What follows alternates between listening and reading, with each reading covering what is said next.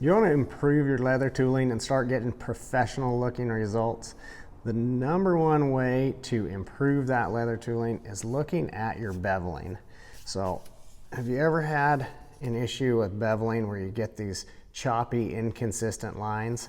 I'm going to show you how to go from that to smooth, professional lines using nothing but a beginner bevel right here. So this is our large beginner bevel that we have on the website, and it's just a very beginner tool. However, it does have a crisp impression, so that is going to be one main difference as opposed to some of the beginner tools that you may have a little bit more of a flat angle to those.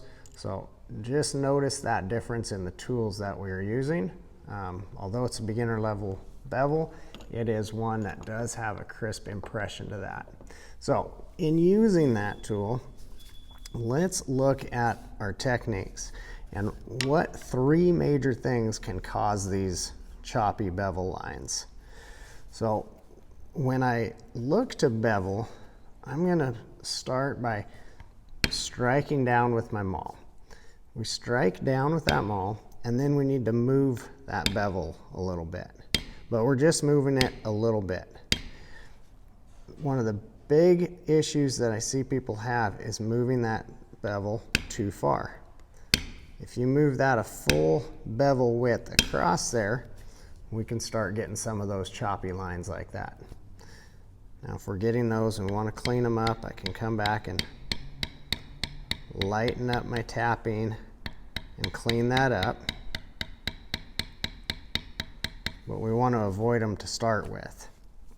So when I move that tool to the side, I'm picking it up out of the leather and just barely moving it. Not even a half of a bevel width, almost just a quarter or less. And that's going to help get a consistent line across there. Hey, if you're finding these tips helpful for your leathercraft, I want to invite you to check out our Leather Life community group. This group's for crafters who want to learn a new project each month with exclusive patterns, have access to live trainings and Q&As, and be a part of a community that supports and helps each other. If you want to learn more about this, check out our link in the description below for the Leather Life Classroom. Now let's get back to the tooling. Now, tipping that tool is another thing that can cause issues. So if I'm looking at this tool being straight up and down, it's straight up, forward and back, and straight up, left and right. If I get that tool tipped too much, even just moving it a little bit at a time, we can still create that choppy look in there. So we got to even that up. We want to keep that straight up and down.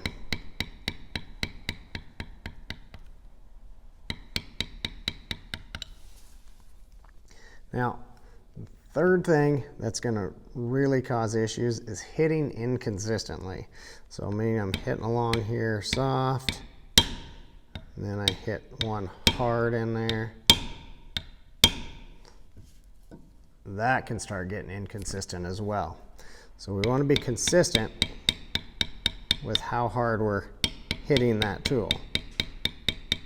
The only time we're going to change how hard we're hitting that is if we're looking to fade off a line. So this line here, for example, it intersects, it runs in here, but then it ends within that vine work. It just kind of disappears. So if we're going to want that disappearing, starting by tapping heavy on my tool, and as I get down here, I just start tapping less and less and less, just lighter and lighter, so we can fade that line out. And that's going to help that professional look as well. So all of our lines aren't ending abruptly. We want them not just to stop, but we want it to fade out as we go in there. We'll look at one more line that's faded on this side. This one's going the other direction, but we start that deep, keep following around with how hard we're hitting that. And as it starts to fade out, I'm going to start lightening how hard I'm hitting that tool, where it just fades nice and even, gradually goes away. when people start, we try to emulate things. That's how we learn to do something. We emulate what we're seeing. And the problem I see people run into is when they're emulating is they see and hear somebody beveling who has been doing this a lot,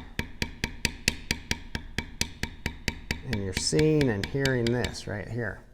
When you go to emulate that, I see people, you know, try to match that sound, so they're hitting really hard or really fast on that tool, but they're not consistent with how far or fast they're moving that tool along here. So we got to slow down and get your right hand and left hand working together. If we start slow, where I'm hitting that tool, let it come up out of that leather and move just a little bit.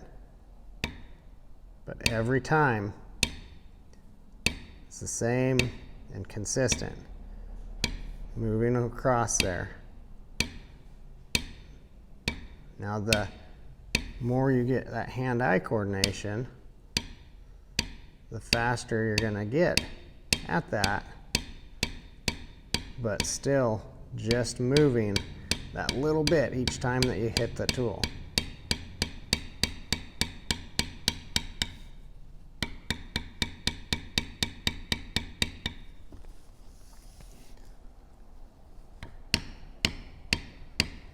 We don't want to get in the habit of where we're hitting and then move it far and back and slow and fast.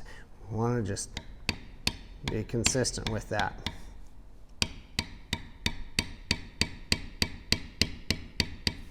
Now, all these same principles are going to work whether you're on a straight border line like we're doing right here, or once we get into the floral work, it's still the same thing. It's all the same principles that we're putting into play, just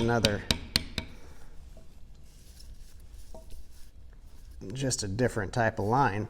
Now, if you have the question on which side of the line do I bevel, be sure and check out our other video on the channel that I believe is called Which Side of the Line Should I Bevel? And we talk about a couple different ways to figure that out and how that works in every pattern, and not have to question yourself again when you're looking at it and just seeing a mess of lines.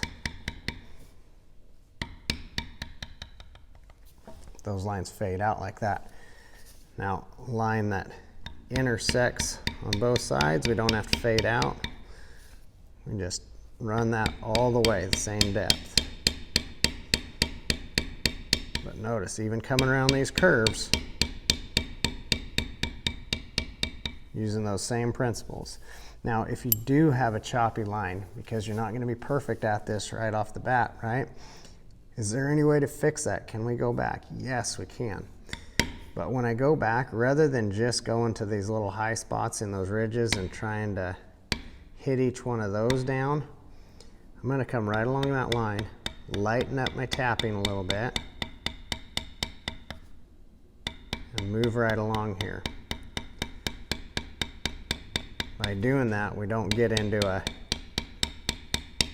kind of a bounce back and forth of hitting these high spots and then creating other high spots. We can just slowly work back and forth, tapping real light, and that'll help take out some of those high spots and smooth that out.